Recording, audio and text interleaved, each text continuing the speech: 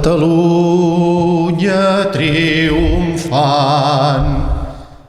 tornarà a ser rica i plena. Endarrere aquesta gent tan ufana i tan superba. Tot això és fals. Tot això és fals. Oh, gent d'Anglaterra, tot això és fals. Que tremoli l'enemic en veient aquesta ensenya. On fent caure espigues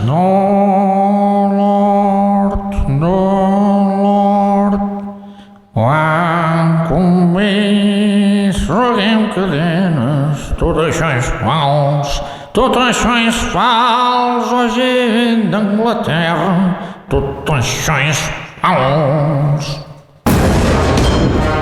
Reflexions. Bé, mestre Tites, estàs a punt per donar el quarto de les rates? Sentim les rates, et va bé? Molt bé. Quarto de les rates. Aquí donem el quarto de les rates aquesta setmana, mestre Tites. Molt bé, bona tarda, mansos de nou, Avui poso el quarto de les rates, de nou, a l'Ada Colau. L'alcaldessa Xatxa Piruli, que governa gràcies al vot dels ciutadans desaparegut Manuel Valls, ha aconseguit autonegar-se de nou. Després de protagonitzar una estocada mortal als nous barcelonins pobres que no podem accedir a Barcelona amb cotxe per la creació de la zona de baixes emissions, ara, quan començava la segona fase dels vehicles que es quedaven exclosos per l'1 de gener del 2022, s'ha fet enrere i n'ha decretat una pròrroga. Però això què és? Quin criteri és aquest? Els primers, putejats i morts. I els següents, amnistiats. Bravo! Bravo, bravo, bravo, bravo, bravo, bravo! Bé, aquesta setmana tenim el misteri del pou de l'infern que fascina els geòlegs de Iemen. Podem escoltar el traco. Una maravilla natural del este del Yemen, rodeada de misterio, de historias de demonios y de espíritus maléficos. El agujero Barhout, conocido como el Pozo del Infierno, fascina a los geólogos. A unos 1.300 kilómetros al este de la capital Sanaa, cerca de la frontera con Omán, este cráter gigante, situado en el desierto de la provincia del Mahrá, mide 30 metros de ancho y se estima que tiene entre 100 y 250 metros de profundidad. Caram, exprefecte, mestre Tites, aquests noms que hem sentit, Brahout, Sanaa, el Marahà, el que és el desert, com es pronuncien? Els hem pronunciat bé? Per mi... Sí, que no, però bé, no, tampoc som qui ara per poder-ho dir, no? Per mi és el de menys. No afecta en el descobriment que han fet. No digui que el nom és el de menys, no ho digui, això. No afecta. Perquè si vostè entonces és professor, diguem, el professor, oi que no li semblarà bé? Em sembla perfecte, mestre Tites. Per tant, ens trobem a la frontera d'Oman, a la capital, a l'est de la capital, Sanaa. Per mi no afecta gent. Què és aquest forat? Anem a lucubrar el procediment. Sí, per situar una mica els oients, hauríem de dir que el Iemen és un país situat al sud de la península aràbiga i que té la costa, a l'inici del Mar Roig. Aquesta zona del Marà és a l'extrem oriental del país, hi ha aquest forat de 30 metres de diàmetre, però justament, mira, ara fa justament una setmana que tot el misteri que envoltava aquest forat ha quedat desvetllat pràcticament. Ningú sabia que hi havia al fons del forat pestilent, Esprefecte? Exacte. Aquí anem. Forat, com és el forat? En sa mida són 250 metres de profunditat, equivalència a 2 llegües. Mentida. Perdó. Les llegües tampoc són 250 metres. A 2 llegües. 250 metres són 2 llegües. Vostè desconeix el sistema mètric decimal europeu de qualsevol país. A veure. S'han descobert que dins hi van caure 2 llegües, vostè no m'entén, llegües. L'animal de sa cavall, 2 llegües van caure dins de sa forat. Hi ha una història de dimonis i esperits malèfics que podríem dir envolta aquest forat. És un forat que està rodejat de pedra seca, de sorra...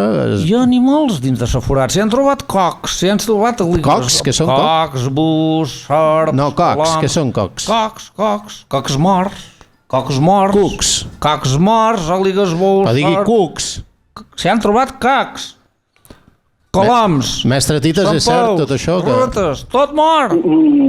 Com sempre a la vessa, sí, evidentment que s'han trobat. És que justament... Fa pudor, no me digui que no fa pudor. Justament per primera vegada s'ha pogut baixar fins al fons del pou. És veritat. S'ha sabut que no hi havia 250 metres. Les llegües aquestes del qual parlaven no s'han trobat ni rastre. No s'han trobat ni rastre de les llegües. I han trobat alguna certa mort, això sí, però és que Mestre Tites, què ha dit?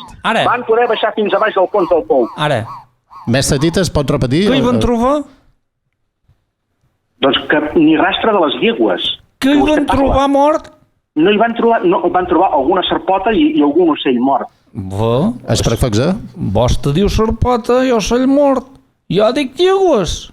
Ses ossos. Vostè ha vist mai un colom amb ossos? Vostè ha vist mai una sorp amb ossos? Eren ses 2 llegües. I una mica la presó dels dimonis que es parlava, per tant, ha quedat totalment desvirtuat. Era una suposició o és una superposició reforçada per les olors nauseabundes? Com eren les olors nauseabundes? I sou estat, Espracfesor, Mestre Tites, al forat aquest? Jo no m'he mogut mai d'aquí, vull dir que ho desconec. Espracfesor, com era aquesta olor nauseabunda? Bé, a dins hi deien els habitants que hi havia ses espíritus. Espíritus que procedien de l'infern. I en l'infern... Infern? De ses espíritus que procedien de l'infern feien... Infern és infern. Infern feien sa pudor. I sa pudor se desprenia a l'atmosfera i feia que els animals, quan pensaven que anaven a veure, queien dins i se morien. Atenció, què és aquest soroll? Escolten. Mestre Tites o Espracfesor, qui ha portat aquest so, aquest soroll? Què és? És la so que se sentia quan un s'abocava a la forat. És el vent? No se ven. No, és l'oxigen, que no hi ha ventilació. Els dimonis de l'infern. Atenció. L'han visitat, aquesta zona? És una zona que si la miréssim amb ulls de dron podríem veure que són unes planúries plenes de sorra amb unes muntanyes pelades i al mig es veu un forat perfectament simètric. Efectivament. A què és degut aquesta simetria d'aquest forat on a dintre hi ha aquests dimonis de l'infern? Això sí que és un misteri, aquesta simetria, aquest diàmetre de 30 metres, que és té una forma com una mena d'embut, perquè han arribat fins a baix i la plataforma de baix fa uns 116 metres a la base. Sí. I tot això s'ha provocat per les aigües subterrànies i les aigües de pluja que han anat debutant. La gent ha sortit... Un forat. Espracfesor, endavant, està interrompint. La gent ha sortit... És una pregunta, Mestre Tites? Ha sortit la gent, els espeleòlegs? Llança la pregunta? Sí, van sortir. Van sortir, sí, no hi va haver-hi cap problema. S'havia fet algun altre intent de baixar, però es va haver d'avortar fa uns 10 o 15 anys. I aquesta vegada, just la setmana passada, es va poder baixar fins a baix. Aquest pou té... Eren un grup d'espeleòlegs d'humans, justament, que és el país d'ahir, de la Universitat de Tecnologia Alemanya, i el professor, el geòleg, deixeu-m'ho veure que el tinc aquí, Mohamed Al-Kindi, que és el que capitanejava aquesta expedició. Van poder arribar fins a baix i han recollit mostres i, en breu, suposo que presentaran les seves conclusions. Veig que ens estem posant bastant d'acord, els dos entesos. Té milions d'anys el pou, podríem dir? És perfecte? Podríem dir que sí o no? No. Sí o no? Mestre Tites?